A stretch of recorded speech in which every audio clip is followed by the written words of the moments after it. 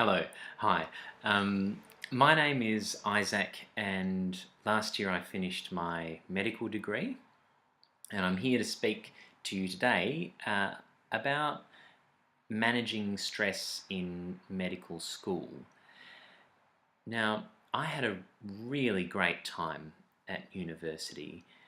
Um, that's not to say that it was always easy. There were times when I did have to work very hard, and I had to make sacrifices of some kind or another. But I do feel like on the whole, I coped pretty well with what a lot of people find to be a highly stressful experience.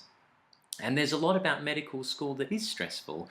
In the first few years, there is just so much that you have to learn, and in the later years, you realize that you can't possibly know everything that your supervisors want to quiz you about, which can make you feel really inadequate and quite stressed. So when people ask me for tips about how they might be able to manage stress in medical school, there are a few principles that I've found really helpful as a student myself, and that I continue to draw on as an intern, and maybe you might find them helpful as well.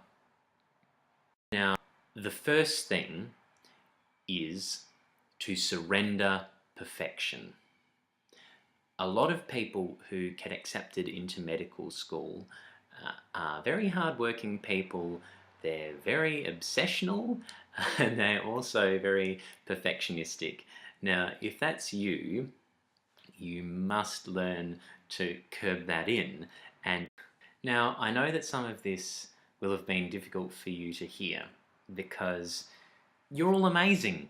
You're all motivated to be excellent, and you're all passionate people, and you signed up for medicine knowing that it's going to be tough. But seriously,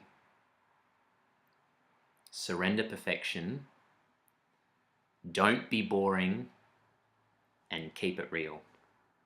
Good luck. Hello again. Apologies for the costume change, but there are a couple of things that I just wanted to add, because I didn't mention anything before about what to do if you are already stressed, and undoubtedly that will happen at some point if it hasn't already. Um, so I can't tell you what's going to calm you down, but I can tell you what has calmed me down, and some practical some practical strategies that I do use. One is to have a cup of tea and whinge with my housemate. That's therapeutic. One is rostered nights in, where I commit to rejecting all social engagements and study and just sit around and watch a movie or read a book or something. Exercise can be a really good way of blowing off some steam, because instead of focusing on what's going on in your mind, you have to focus on your breathing and the physical workings and sensations of your body. And a little tip for if you can't sleep because you're worrying about an exam or an assignment or a class or something, is to use your mind to cut off the thought.